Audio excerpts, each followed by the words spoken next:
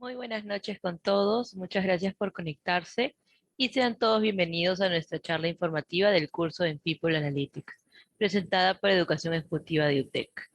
A cargo de esta charla nos acompaña Andrés Paredes, Leader of People Analytics en BCP y expositor del curso. Por favor, les solicitamos que si tuvieran cualquier duda durante la sesión, puedan dejarla en la opción de preguntas y respuestas, botón que se encuentra en la parte inferior del Zoom, ya que al finalizar tendremos un espacio para responderlas. Asimismo, al final de la sesión, pondremos una encuesta de satisfacción de la charla informativa, a la cual podrán entrar escaneando el código QR que pondremos en la pantalla o haciendo clic en el link que pasaremos por el chat. Agradeceríamos mucho que puedan responderla. Así que ahora sí, Andrés, te cedo la palabra para que puedas iniciar con la charla. Bienvenidos. Gracias, Desire. Buenas noches a todos, ¿cómo están? Muy bien, en unos minutos voy a empezar a proyectar, ¿no? Buenas noches a todos en primer lugar. Gracias por atender este webinar, ¿no? Esta charla que estamos brindando sobre el tema de People Analytics. Ya muchos deben haber escuchado, el nombre ya es muy sonado actualmente, ¿no? People Analytics, la analítica de personas, ¿no? Que más está asociado en el mundo de recursos humanos. Si bien el concepto es mucho más amplio, ¿no? La persona se interactúa tanto en la educación, en las organizaciones, en la sociedad, ¿no? De hecho, el foco principal hoy está en las organizaciones, ¿no? Donde podemos gestionar un poco más esos análisis, esta data, ¿no? Y se pueden hacer acciones de mejora sobre ellos. No, este nombre, como les comentaba, ya tiene mucho tiempo en el mercado, esta disciplina tiene un auge. Poco a poco también vemos que hay más y más posiciones requeridas de People Analytics. O sea, con el nombre People Analytics, cada organización está en un estadio distinto de madurez. Hoy vamos a repasar un poco sobre esta madurez que se puede tener. Y ya poco a poco también viene siendo una habilidad requerida, ¿no? Al momento de ingresar a recursos humanos. Si bien uno puede ser especialista, gestionar la data, el pensar en data o saber por qué camino ir cuando tienes bastante data o quieres hacer algún dashboard, alguna analítica, es el tipo de analytics, ¿no? Entonces, bien, en esta sesión vamos a explorar un poco más. De hecho, vamos a ver una parte ligera de teoría, los fundamentals, a niveles generales, y vamos a ahondar más en los casos que tenemos, que bueno, les he traído tres casos, en los cuales vamos a poder evidenciar lo que dice directamente en el título, ¿no? Digamos, de esta sesión, que es el aporte del Data y Analytics en gestión de talento, ¿no? Data Analytics, hombre, Business Intelligence, ¿no? Todos los términos están asociados también a People Analytics cuando lo aplicamos con la data de personas, con la data de colaboradores dentro de una organización. Muy bien, ya me presentaron, solo un breve repaso. Yo soy ingeniero estadístico, llevo 9 años ya en recursos humanos, 7 años desarrollando este tipo de proyectos para diversas organizaciones, ¿no? Entonces, sí he podido tener la opción de ver en diferentes contextos, ver dónde se puede aprovechar este tema de People Analytics, no solo en el sector financiero, sino en otros sectores también, ¿no? Y ahora les vamos a traer un par de casos de tres tipos de sectores, ¿ok? Y eso es lo que vamos a explorar el día de hoy. Bueno, también soy cofundador de la comunidad People Analytics, ¿no? De intenciones de que podamos seguir democratizando, ¿no? Instruyendo sobre todo este tema de People Analytics, no solo en Perú, sino en la TAM, para que más organizaciones se puedan adherir a ello, ¿no? Es un camino de mediano aliento. No creo que sea un camino de corto aliento, más que nada en recursos humanos, en gestión de talento, siempre sufrimos con el tema de data. Eso es algo que hay que ir madurando y que no es una madurez que se alcanza en un corto tiempo. Bien, iniciemos. A mí me gusta iniciar siempre este tipo de sesiones con una frase que resume muy bien qué es el tipo de analytics. El comprender y predecir el comportamiento humano, ¿ok? A través del uso avanzado de los datos que generan las personas, ¿no? Comprender y predecir, ¿no? Tradicionalmente, recursos humanos ha generado ideas, suposiciones, hipótesis, ¿no? Intuición, se manejaba a través de ello, porque data no teníamos mucho. Pero poco a poco esa comprensión a través de la data, de generar indicadores, de transformarlos, encontrar una mejor forma de exponerlos a través de gráficos, hacer una correlación, una regresión, algo sencillo, nos ayuda a comprender mejor cada vez el comportamiento de nuestros colaboradores. Y a futuro, efectivamente, ya buscar la predicción, ¿no? Este es el concepto más, digamos, más amplio que tenemos de People Analytics, el que me gusta a mí siempre mostrar, ¿no? Porque es eso, tal cual, comprendo y busco luego predecir, ¿no? No solo digo, intuyo esto, o esto es lo que estoy pensando, no. Lo demuestro con data. Y a partir de eso puedo empezar a predecir. Ojo, no todo es predicción tampoco. Muchas veces también me preguntan, si quiero hacer People Analytics, ¿tengo que hacer predicción? ¿Tengo que hacer un modelo predictivo, machine learning, algo? People Analytics tiene una gran cobertura y no todo va a llegar a ser predicción. Genial que sea predicción, pero no todos los proyectos llegan a predicción. Y va a depender mucho de cómo estemos alineados con la estrategia que busca la organización. Vamos a entrar a ese detalle en unos segundos. Entonces, esta es la definición más completa de People Analytics y como les comentaba, hoy vamos a explorar y de hecho en el curso que estamos desarrollando con LUTEC está orientado a recursos humanos, ¿no? A las organizaciones también aplicamos People Analytics en el mundo educativo. Ahí le llamamos normalmente Learning Analytics. Y en el mundo social, ¿no? En nuestra estructura social también se puede aplicar People Analytics, pero eso más está hoy asociado en el mundo de los investigadores, ¿no? Oye, ¿cómo es el comportamiento de las personas en el ámbito social? Hace un par de años leía un paper de OCB, Organizational Citizenship Behavior, el comportamiento ciudadano en la organización, que hacía referencia a que a futuro puede ser muy probable que en las empresas también empiecen a mirar no solo el desempeño de la persona en la empresa, sino cómo se comporta como ciudadano, ¿no? Hoy por hoy que nunca relacionamos eso, ¿no? Podemos tener casos, por ejemplo, en banca de fraude, que puede estar asociado a un índice de ciudadanía que se puede crear, ¿no? Entonces, se dice en ese artículo que puede ser que a futuro, ¿no? Podamos empezar a vincular esta información. Sería interesante. Quién sabe en selección pueda apoyar, ¿no? Pero también sería muy debatible a su vez. Bien, entonces, ¿cómo aterrizamos un poco más y cómo comprendemos People Analytics a través de conceptos? Nosotros en la comunidad desarrollamos este framework, ¿no? Tuvimos oportunidad de ver varios frameworks que existen hoy por hoy a nivel mundial. Tuvimos conversaciones con empresas y este fue el framework como una pirámide más aterrizado que podemos encontrar para nuestro contexto. Este framework, de nuevo a niveles generales, parte de contar con una base del gobierno de People Analytics muy sólida, que conlleva 4 puntos. Como siempre, tener una estructura de gobierno, tener un encargado, tener alguien que ponga la pauta, que esté en contacto con stakeholders, que define metodologías, ¿no? Esta estructura de gobierno es importante.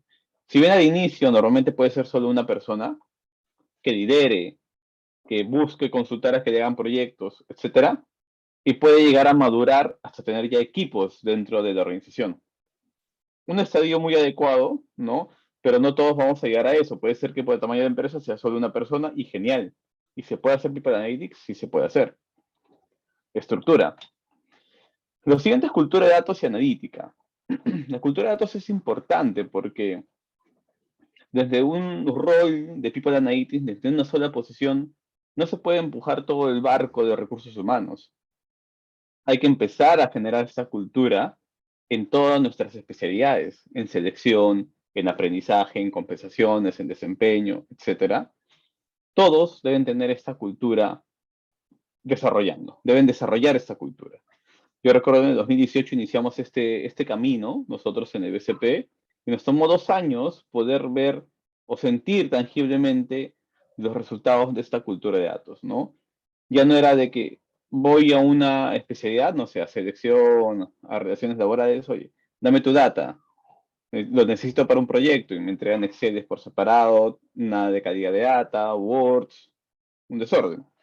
Hoy mínimamente tenemos en cada unidad un registro más consolidado, de mejor calidad, ¿no? Y eso es la cultura de datos, ¿no? Pensar siempre en el dato como un recurso importante para demostrar el impacto de tus acciones. De nuevo, también es un tema de mediano aliento, ¿no? De mediano plazo. No es que vas a desarrollar la cultura de la noche a la mañana, así que en eso también hay que ponerse las pilas, ¿no? La importancia del dato, hay talleres que se pueden generar para mejorar la cultura de datos. El siguiente punto que es tecnología, ¿por qué lo pongo? Hace un par de años este tema era crucial y algunas veces era un impedimento, un stopper. ¿Por qué? Porque, a ver, si repasamos para bases de datos tenemos que tener una licencia paga, que es de un SQL, un Microsoft Access, un SAS, un Oracle, ¿no? Hay tecnologías, pero de pago. Para visualización, bueno, hace muchos años todavía no teníamos herramientas de visualización como tenemos hoy, pero hoy tenemos, por ejemplo, el Click, que es de pago, el Data Studio, no, el Data Studio también es de pago, el Tableau. Y en el software de procesamiento teníamos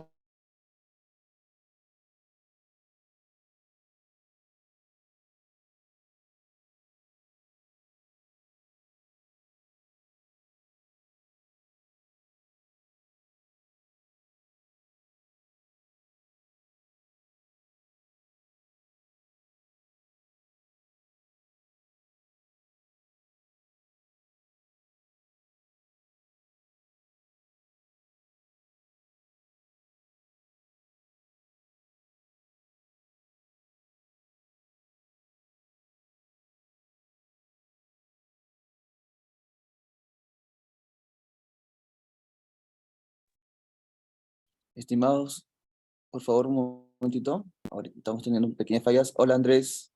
¿Me dejas sí, escuchar? disculpen, sí, es mi Ya. red, es mi red. Sí, disculpen, se me fue la red por unos segundos. Voy a retomar la exposición. Siempre pueden haber fallas técnicas, pero se superan.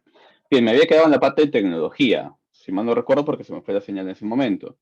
Nos hablaba de que hoy por hoy ya no es una barrera la tecnología. Tenemos software libres para procesamiento estadístico, ¿no? Como el RStudio o el Python. Para visualización, el que es más recomendado y el que más utilizamos es el Power BI, porque tienes tu versión libre, ¿no? Tu versión free, que puedes utilizarla. Puedes exponer ahí y utilizarla como una PPT más dinámica. Y en el tema de base de datos, aún ahí sigue teniendo un tema de costo, ¿no? El Excel todavía es bueno, no es un administrador de base de datos, pero es muy bueno todavía. Entonces lo podemos utilizar tranquilamente. Y de hecho, en el curso está orientado a utilizar esas herramientas. Excel, Power BI y R, ¿no? Para procesar análisis estadísticos. Pero hay que tener presente la tecnología que vamos a utilizar. Y ética y protección de datos, también muy importante, nunca hay que descartar este punto. Toda la información que manejamos nosotros de colaboradores hay que manejarla de forma ética. Si yo expongo resultados, yo no puedo exponer resultados por persona. Debería siempre exponer resultados por grupos, anonimizar mis resultados para poder procesarlos, ¿no? Hay formas en las cuales se puede explorar. En la capa del medio tenemos dos principales dimensiones, que es la data.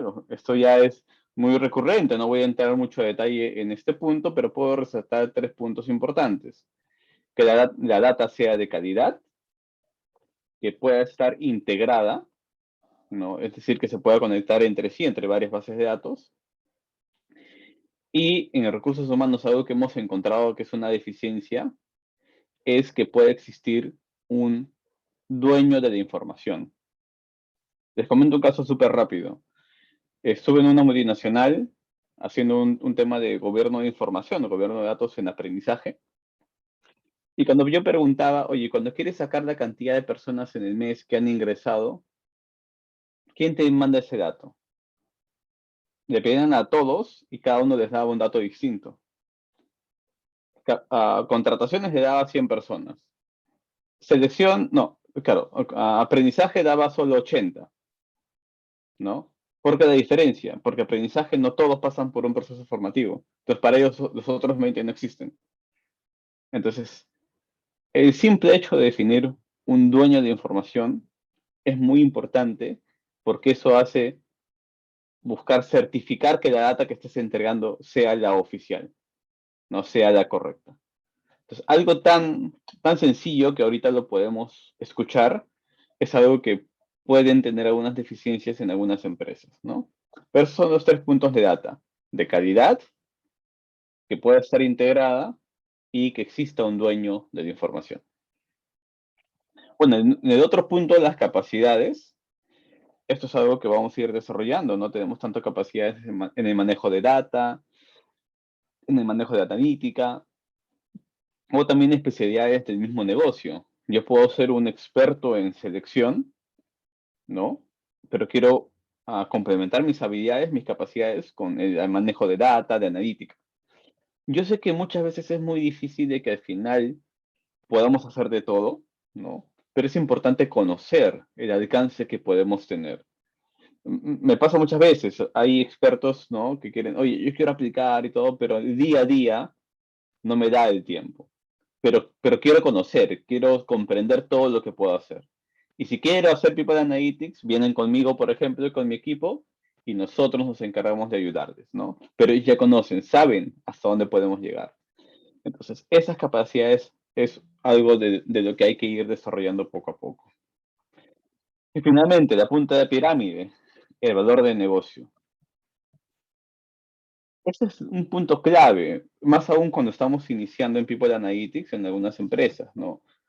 No es solo seleccionar el proyecto más sencillo o el proyecto donde tenga más data, ¿no? O el proyecto más interesante. Es buscar seleccionar aquel proyecto que pueda tener un valor de negocio bien tangible. Si yo estoy en una empresa de producción y digo, oye, yo tengo data de clima laboral y rotación, ya. Voy a hacer un análisis muy interesante de clima laboral, de rotación, y le voy a presentar al director de producciones. Él puede verlo y dice, oye, genial, pero bacán, ahí queda. O sea, a mí no me interesa hoy clima laboral. ¿Por qué? Porque a mí hoy por hoy lo que me está causando dolor es el tema de absentismos, las ausencias. Entonces pudimos dar un paso atrás y en vez de aventurarnos por algo que nos interesa explorar, hay que conocer al negocio qué es lo que a ellos les interesa hacer, cuál es su estrategia.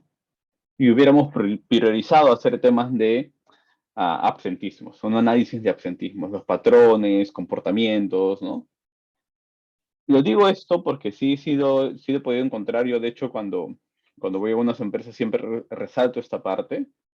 No importa que te cueste en data, te cueste un par de meses en data, pero apunta al valor de negocio, a la estrategia, para que People Analytics se pueda sentir de verdad. Bien. ¿Sí pueden ver mi presentación? Sí, sí deberían poder verlo. Ujú. Sí, sí, se Muy está bien. viendo la pirámide. Ok, genial, gracias. Sí, me salió un mensaje de que recién pueden ver la presentación. Pero bien. Muy bien, este es el framework, no un marco. De hecho, en el curso exploramos más a detalle cada uno de estos puntos. Pero lo voy a complementar con algo que también siempre me preguntan, que es, oye, ¿cómo sé que estoy madurando en People Analytics? ¿Cómo sé que estoy yendo por el camino correcto? Hace un par de años, Versin generó estos niveles de maduración, 4 niveles de maduración, para poder aterrizar en qué estadio me encuentro actualmente. Y es muy interesante porque repasa todo lo que es data y analítica. ¿Ok? Vamos a repasarlo de nuevo. El nivel 1 es un nivel reactivo, son reportes operacionales. Es lo más básico que deberías tener. Acá hablamos de People Analytics y como pueden ver, no hablo de análisis, hablo solo de data, ¿no? Y aquí la frase que más rescato, y si alguno conoce temas de data, me va a poder también certificar, es esto de aquí: exploración e integración de datos. Eso es lo básico. Que tengas una base de datos integrada, un repositorio, una fuente oficial de información, es lo mínimo, ¿no? Lo más necesario que debes tener en recursos humanos. Pueden empezar con la nómina, ¿no? Con la planilla de activos, con la planilla de cesados. No es necesario que apunten a tener todo a la vez. Es muy grande recursos humanos y de diverso calibre. aprendizaje, selección, compensaciones. Es bastante data. Pueden ir, digamos, madurando en estos niveles con cada especialidad una a la vez, ¿no? Pero eso es lo mínimo necesario. Exploración e integración de datos. El siguiente paso, una vez que ya tienes esta data sólida, de calidad, es ser proactivo, nivel 2. Ya generar reportes avanzados. Y lo que rescato aquí es análisis y dashboards multidimensionales. Esto va a permitir de que los usuarios finales puedan ser, que ellos mismos se puedan, digamos, autosuministrar con esta información y hacer sus propios análisis, seguir entendiendo la información, ¿ok? Y ese es el siguiente paso, nivel 2. Y aquí es donde ya empezamos a hablar, cuando hablamos de dashboard, oye, un Power BI, un Click, un Data Studio, un Tableau, ¿no? Ya hablamos de esos visualizadores. Nivel 2, ya le entrego la data a mi usuario final y le permito que él pueda seguir explorando, analizando esos dashboards. El nivel 3 ya saltamos a la parte analítica, ¿no? Análisis estratégico. Y lo que resalto aquí, tal cual, análisis estadístico. Ya empiezo a formular algunos modelos estadísticos para seguir comprendiendo la información. No me basta con tener un reporte avanzado y descriptivamente ver qué es lo que pasa en la organización, qué es lo que pasa con la rotación, dónde está concentrada, ¿no? Si no salto un nivel más y digo, quiero entender los patrones de aquellas personas que renuncian. Voy a hacer un modelo de propensión a la renuncia, una regresión logística. Muy bien. Ese es un nivel 3. Hay, ojo, varios tipos de análisis, ¿no? Puede ser una regresión, un árbol de decisiones, un clustering, una red neuronal, etcétera, ¿no? Todo eso está incluido aquí. Pero con que empieces a analizar estadísticamente, ya no solo es en los reportes avanzados ver descriptivamente, sino con el análisis estratégico ya confirmas, ¿no? Lo que estás visualizando. Y con este nivel 3 ya puedes pasar al nivel 4, predictivo. Bueno, ya conocemos este término, ¿no? Predicción. Ya pasamos de entender con el modelo a poder empezar a predecir lo que puede venir a futuro. Puedo predecir quiénes son los siguientes que van a renunciar en la empresa. Ok, esos son los 4 niveles. Un repaso también súper rápido, ¿no? Y de nuevo resalto el hecho de que para hacer People Analytics no tienes que llegar hasta el nivel 4 en todos los proyectos. Puede ser un proyecto nuevo que solo llegue al nivel 1, perfecto. Estás consolidando tu data. Luego de que tengan data ya consolidada, una historia, sigue escalando. Nivel 2, nivel 3 haces análisis, y si es que es posible, pasas a nivel 4. Ojo, de nuevo, no todo es predicción. Eso que debe quedar muy claro. Bien, con esa parte rápida de teoría vamos a pasar a los casos para poder ver efectivamente el aporte de Data y Analytics en recursos humanos. Si tienen preguntas, igual vayan compartiéndolos en el chat y al final de la sesión lo vamos a resolver. Bien. Desempeño de ejecutivos de ventas en una entidad financiera. La problemática aquí, ¿cuál fue? Reducción de la fuente interna de capital humano de personas, colaboradores que pasan a ser ejecutivos de ventas, ¿no? Aquí el tema era de que la mayoría que eran ejecutivos venían de ser asesores de ventas. Son internos. La preocupación era de que este público ya estaba reduciéndose. Ahora tengo que contratar más gente de fuera, externos a la organización. Y la pregunta fue, ¿cuáles son los funcionarios de ventas que tienen mejor desempeño? Ya vamos a desempeño. ¿Los reclutados de manera interna o externa? Tal cual. Esa fue la pregunta. Era la preocupación, voy a empezar a traer más gente externa y quiero asegurarme de que esta variable no sea influyente en el desempeño. Ok. Este es un caso de analítica más avanzada, ojo. O sea, llegamos hasta ese punto. Lo primero para aterrizar esta fue la idea inicial, graficada, ¿no? En un mapa conceptual bien sencillo. La procedencia impacta en los resultados comerciales. Perfecto. el director de aprendizaje me dijo esto y yo dije, ok, perfecto, tenemos estas dos variables y para él era de inicio, oye, hazme una correlación, una regresión simple. Ok, pero yo si hago eso estoy contando solo una parte de la historia. No te estoy diciendo todo lo que en verdad impacta o todo lo que en verdad está relacionado a los resultados comerciales, al desempeño. Entonces hicimos un brainstorming, una lluvia de ideas de, en verdad, cómo se puede visualizar este modelo más completamente. Y el resultado fue este mapa conceptual más completo. Los resultados comerciales dependen o pueden ser impactados por el perfil de la persona que ingresa, que aquí está dentro de la variable de que si es externo o interno, puede ser impactado por el aprendizaje, por las condiciones de aprendizaje, por el jefe mismo, por el mercado. No es lo mismo en un contexto coyuntura COVID, en un fenómeno de niño, en un contexto bien particular, no es lo mismo analizar los resultados, pueden tener un impacto externo. O condiciones de trabajo. No es lo mismo que tú vendas en un centro financiero de la capital de un país a que vendas en una ciudad un poco más alejada. Son distintas variables que pueden afectar tus resultados comerciales. Entonces, si yo solo veo el perfil contra resultados, no es una conclusión que yo podría dar. No podría certificar que ese es lo real. Entonces, esto decantó en que generemos data. En este caso hablo de ya hace un par de años, consolidar y generar calidad de data me tomó como 4 meses. Hoy esto ya me puede tomar 1 o 2 semanas porque ya la data está más estructurada. La cultura de datos ayudó a llegar a ese punto, ¿no? Bien, ¿qué tipo de variables tenemos? En el perfil de entrada tenemos variables demográficas, estudios y experiencia, resultados del puesto anterior, también aquellos que eran internos. En el programa formativo, porque pasaban por un programa formativo. No solo era el tema de su procedencia, pasan por una formación. Puedo extraer de interacción en el formativo, los resultados del formativo, tus notas, las notas de tus cursos.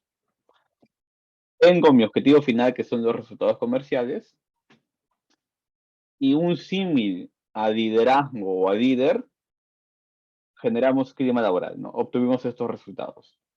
Y nuestro objetivo fue relacionar todas esas variables.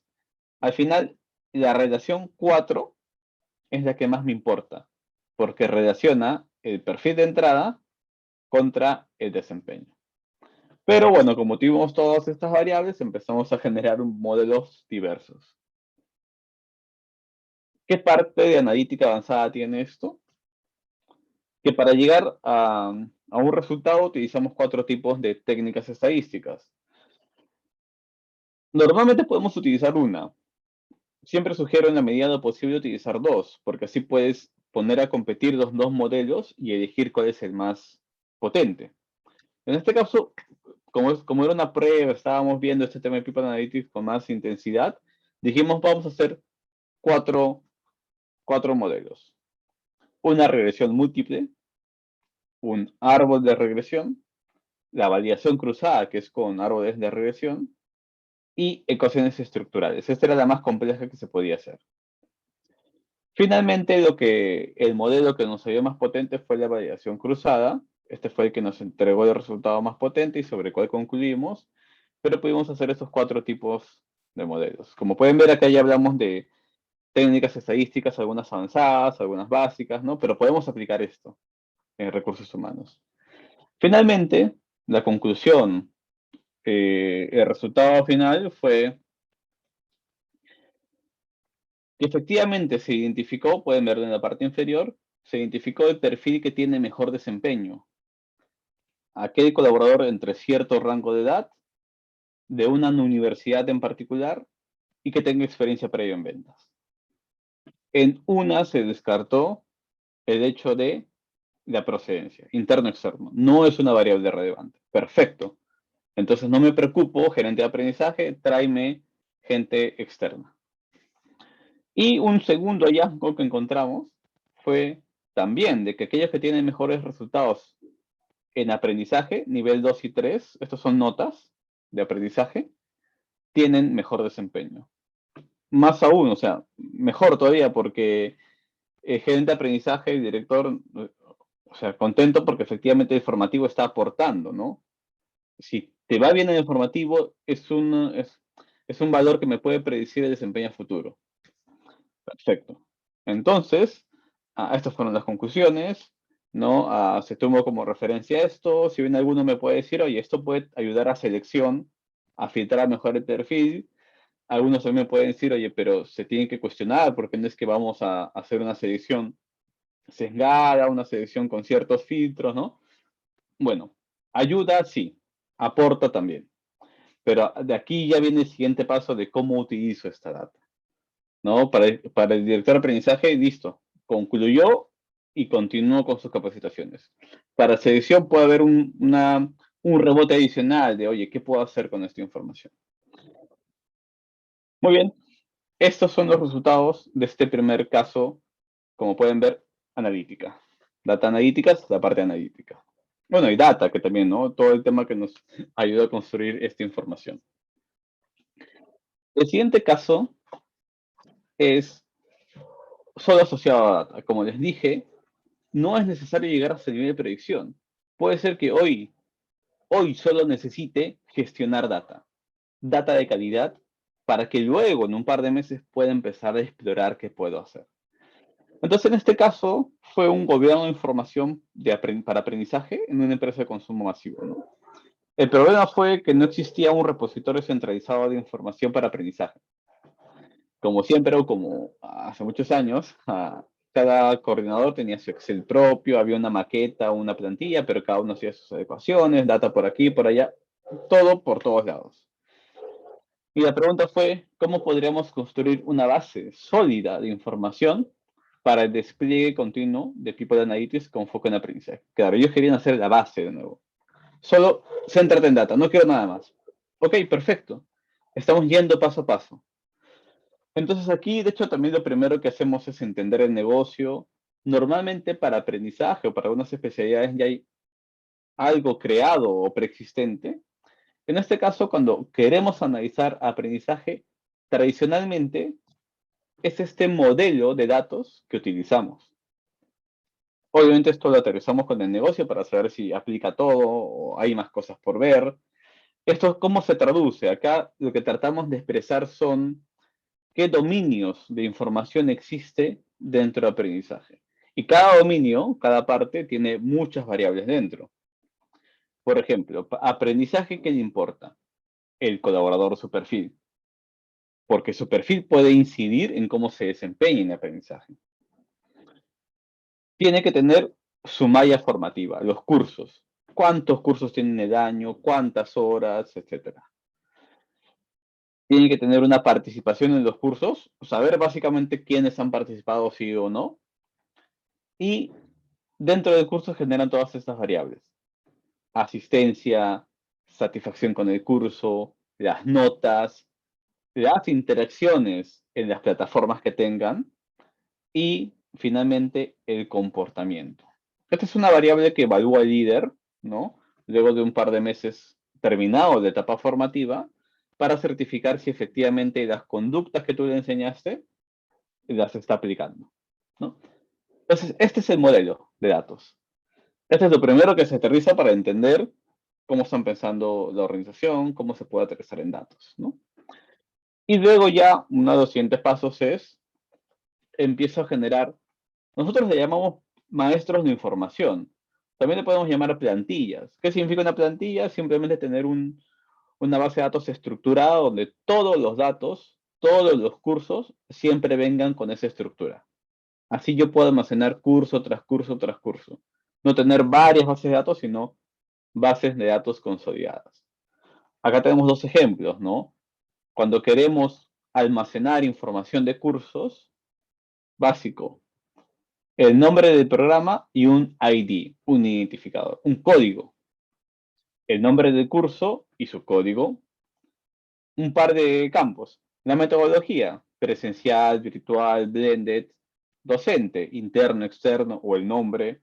Clasificación, es un curso regulatorio, es un curso para líderes, etcétera. y la cantidad de horas, ¿no? Es un ejemplo básico, esto se adecua siempre a cada empresa. Y aquí también tenemos otra base que son la de los despliegues. Porque yo puedo tener un curso, pero desplegarlo todos los meses en el año. Y tengo 12 grupos de estudio en el año. Información adicional. Pero de esta forma vamos generando, estamos estructurando la data de manera adecuada.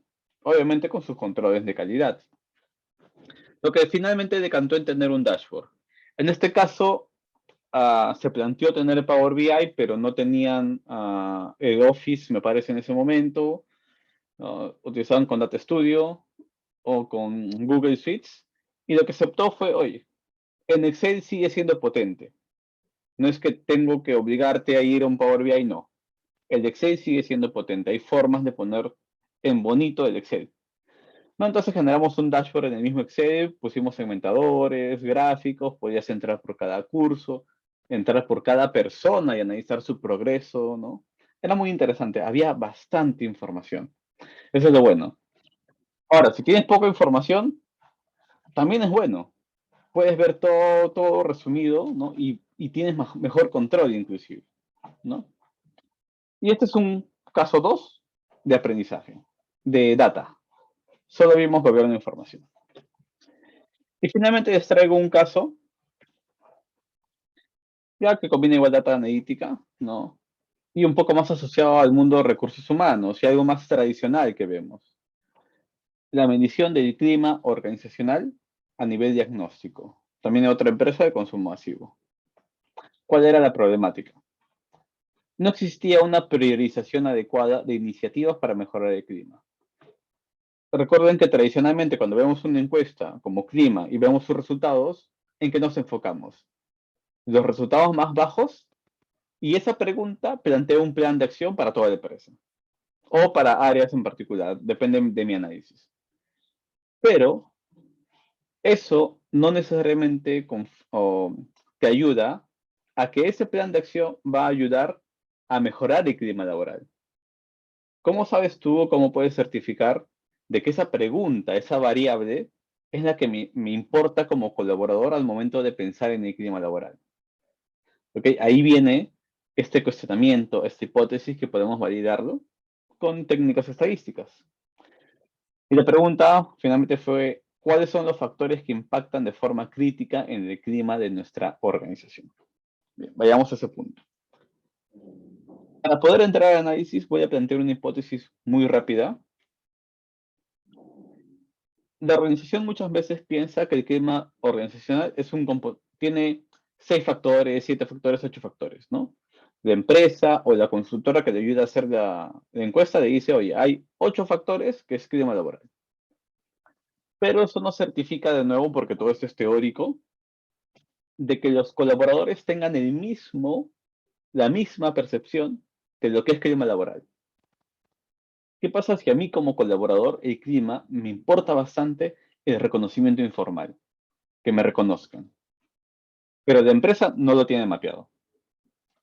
Entonces, esta disparidad, digamos, que no siempre vamos a, como organización, pensar en todo lo que el colaborador piensa, surge, o esto nos ayuda a tener una hipótesis de que la definición de clima que tiene el colaborador es diferente al definido por la organización.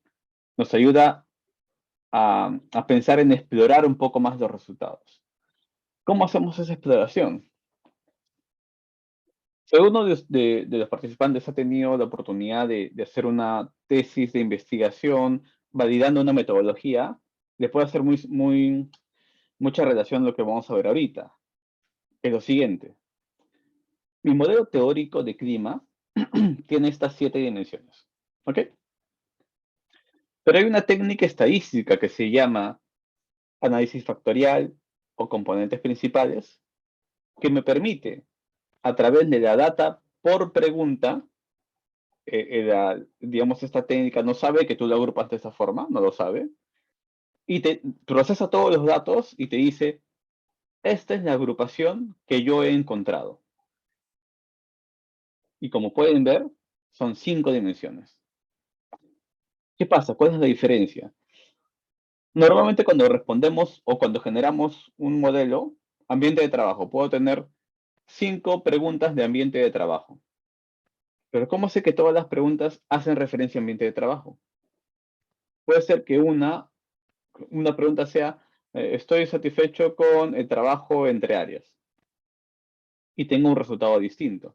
Entonces, lo que hace esta técnica es tomar el resultado por persona, por pregunta, y empezar a agruparlos, generando, por ejemplo, este modelo real de 5 dimensiones, donde lo que siempre resalto es esta dimensión, trabajo entre áreas. Esta dimensión antes no existía, pero existían preguntas dispersas en ambiente de trabajo, en trabajo en equipo, en comunicación, en logro de resultados, y esas se agruparon solitas y las denominamos trabajo entre áreas, ¿no? Esto nos ayuda a comprender un poco más cómo están pensando nuestros colaboradores. Saber que efectivamente ellos están pensando en temas particulares cuando hablamos de clima organizacional, ¿no? Esta es una de las técnicas que podemos utilizar en este tipo de estudios que son de encuestas, ¿ok? Nos da una mirada más certera. Pero hay otra técnica y la más interesante, creo yo, la que finalmente es la que más piden también, que es a través de una regresión simple, ¿no? Puede ser una regresión simple o multinomial, ¿no? Hay muchas formas de hacerlo, pero ¿cuál es el foco de esto? Yo quiero entender cuáles son las variables que si las modifico voy a poder mejorar mi clima laboral. Y eso es lo que hace la regresión. La regresión te ayuda a identificar entre todas tus variables cuáles son las que si vas a mover va a tener mayor impacto en tu pregunta general.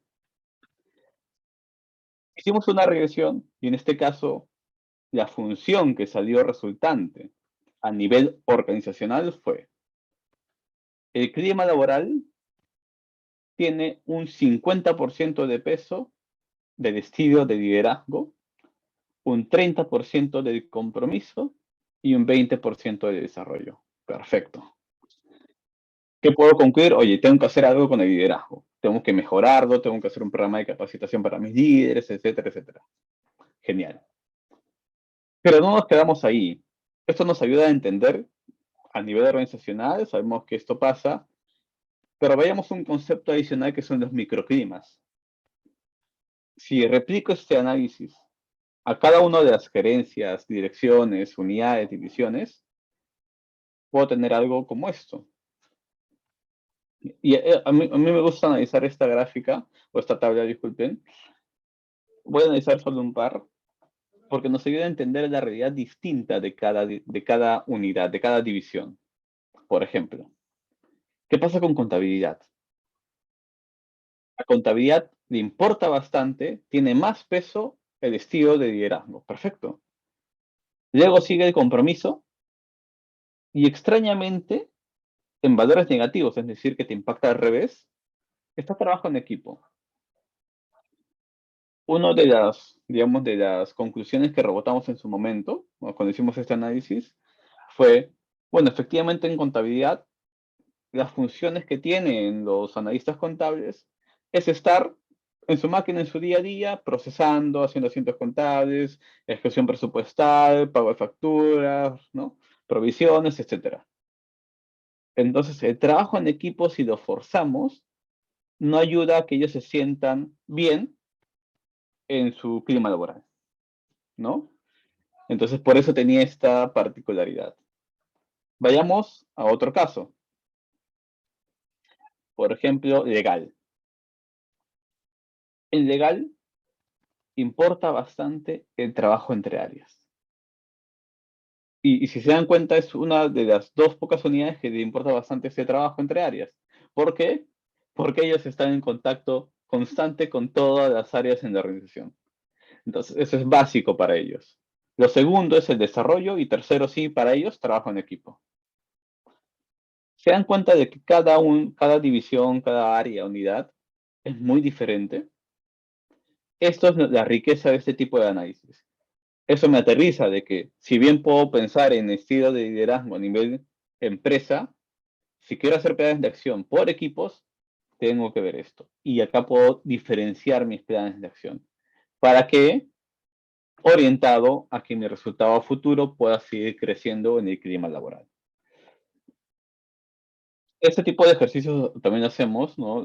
Como les comentaba, es una regresión. Y ese es el valor, el aporte que tenemos en este caso de analítica en recursos humanos, ¿no? En gestión del talento. Bien, esos son los tres casos que les he venido a traer. Podemos tener más ventajas también con People Analytics. Aquí he listado un par de lo que se puede hacer, muchas cosas por hacer, ¿no? Es un mundo muy interesante de People Analytics. Hay muchas técnicas estadísticas que puedes aplicar, bastante teoría o teoría organizacional, ¿no? Acá algunos ejemplos, si lo he visto rápidamente, podemos arquetipar a los líderes, conocer a los líderes y saber qué segmentos de líderes tenemos, gobierno de información en general, a tomar mejores decisiones para contratar y predecir el éxito de los candidatos, ¿no? Saber qué candidatos son más, que van a tener más probabilidad de desempeñarse mejor, evitar que se vaya gente, cuantificar riesgos laborales, analizar la proyección laboral de la fuerza laboral, la proyección laboral, y en experiencia de empleado, identificar determinantes, así como hicimos en clima laboral, en modelos de experiencia, de compromiso, de cultura, puedes hacer ese mismo ejercicio. Y mucho más. Eso es poco. No se puede esperar muchas cosas más en People Analytics. Y bien, solo una última parte de reflexión. De nuevo, recordemos que en el pasado la intuición, las ideas y las posiciones era lo que gobernaba gestión de talento. Hoy podemos agregar este componente de Data Analytics, People Analytics, trabajar con esta información para poder agregar valor a nuestras ideas o suposiciones. Pero, muy importante, no hay que dejar de lado el componente intuitivo. No es que yo procese y encuentro cualquier relación y concluyo con eso, no. Me ha pasado muchas veces y obviamente eso es parte del proceso, ¿no? Todos los resultados hay que validarlo con los expertos en la materia. Si bien yo hoy puedo tener una expertise relevante, siempre tengo que ir con el experto que está en el negocio, que está en el día a día, porque él me puede certificar si lo que estoy encontrando tiene sentido o no, tal cual. En los análisis que vimos de clima laboral, yo no dejé esos negativos porque dije, oye, me salió esa data y ya está. Sino tengo que validar con el negocio para decir, oye, exactamente pasa eso. Y si él me puede certificar, lo dejo. Porque se entiende, se comprende, tiene una justificación. Entonces, nunca hay que olvidar ese componente intuitivo o conocimiento experto de recursos humanos. Muy bien, es eso, estimados participantes, es esta sesión del día de hoy. Espero que les haya gustado. Un breve repaso de lo que podemos ver en People Analytics. Y bueno, como siempre, esta es una lámina que siempre incluyo yo a los invitados de la comunidad, ¿no? Para formar parte y bueno, puedan seguir nutriéndose de esta disciplina. Muy bien, ahora doy paso a Desiree. Muchas gracias, Andrés, por tu presentación. Bueno, una pequeña acotación. Vamos a estar, todos los participantes del webinar tienen un beneficio exclusivo. Si bien la inversión regular es de 3.000 soles, hay un beneficio exclusivo por haber asistido a la charla. Pueden comunicarse con Alessandra Donaire haciendo clic en el link que estamos dejando en el chat. Y bueno, el inicio de las clases es el 7 de noviembre y les vamos a estar enviando mayor información a sus correos, ¿no? Eso sería todo en parte al lado comercial. Y ahora estamos dando pase a la ronda de preguntas. Eh, una primera pregunta que nos dejaron cuando estabas desarrollando el caso, el primer caso que expusiste, Andrés, es que nos preguntan, cuando se presentan estas conclusiones a gerencia, ¿es posible expresar un nivel de confianza en estas afirmaciones? Sí, efectivamente. De hecho, cada modelo estadístico, si hablamos del primer caso, ¿no? Donde ven modelos estadísticos, tiene una cierta precisión, ¿no? Y siempre se manejan, digamos, números estándares, ¿no? De que, oye, la precisión entre 40 y 60% es muy buena, o mayor a 60, depende de la técnica que estés utilizando. Y efectivamente, cuando se presenta eso, normalmente uno de los discursos que yo doy es, este modelo es confiable. Y estas son las afirmaciones, las conclusiones que puedo dar. Va a depender de tu público. Si es un público muy gerencial, con eso es suficiente. Tú estás dando la confianza de que estás aplicando una buena técnica. Pero si es un público más que va a la operativa, más conocedor de estos temas, te puedo preguntar, ¿cuál es tu coeficiente de determinación, tu Gini, tu matriz de confusión? Te puede entrar a preguntar más cosas. Pero efectivamente tienes que validar mucho este tema para poder llegar a conclusiones. Me ha pasado, he hecho modelos que no son potentes y digo, ok, no me sale nada acá, no puedo seguir concluyendo, ¿no? Pero sí, ya tenemos que ir seguros luego de procesar toda la información. Ujú. Perfecto. También nos consultan que si nos enfocamos propiamente en el área de selección, ¿qué tipos de casos se pueden analizar? Ya. En selección, bueno, en selección uno de los más comunes es el tema de los perfiles que tienen mayor probabilidad de tener éxito, ¿no? Ese es uno de los casos más principales, ¿no? ¿Qué otros casos más de People Analytics podemos ver en selección? Yo he visto que hay empresas que para selección hacen una encuesta de adecuación al perfil, FIT le llaman, ¿no? Que luego de 3 meses le preguntan al jefe, al líder, ¿cómo le fue? ¿Tu colaborador se adecuó al perfil o no? Y sobre esos resultados podemos identificar también qué factores hacen que una persona se adecue mejor al perfil o no, ¿no? Tema cultural, tema del equipo, tema del líder, tema de que el equipo todos tienen en promedio 40 años y el que ingresó tiene 23 años, X cosas. Entonces ahí también se pueden hacer temas de analítica en selección, ¿no? Y básicamente eso. Y bueno, puedes hacer análisis de indicadores también. Perfecto. Una tercera pregunta es en relación al curso, ¿cómo será el aporte en el área de compensaciones y beneficios, no planillas? ¿Cómo lo van a enfocar a esta área más que todo? Ok, bueno, el curso, a ver, en compensaciones y beneficios hay un tema, más que nada en compensaciones podemos hacer analítica. En beneficios, por el tema de data, no siempre se puede hacer analítica. Vuelvo a compensaciones. En compensaciones, ¿qué es lo que analizas normalmente? Puedes analizar errores en pago, puedes analizar la concentración en las bandas salariales, ¿no? Entonces, ahí si queremos aplicar People Analytics, tenemos que generar una problemática que se pueda tener, ¿no? Un ejemplo, puedo analizar qué factores hacen que una persona esté más, digamos, que se pueda desarrollar más en su banda salarial, ¿no? Ya hablamos temas de desarrollo, o cuáles son las personas que no se desarrollan mucho en sus bandas salariales, ¿no?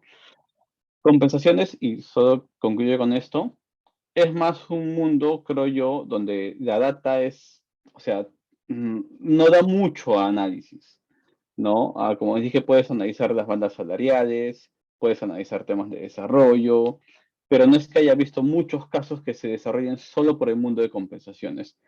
Compensaciones está inmerso dentro de otros análisis, de desempeño, de desarrollo, de selección, ¿no? Pero específicamente de compensaciones no he visto, ¿no?, que se hayan generado. Ujú. Buenísimo. Y una última pregunta de Ofelia nos dice, en tu experiencia, ¿de qué forma monetizan estos casos de uso en recursos humanos? Ya, esa es una pregunta clave, Ofelia. Es complejo, es complejo.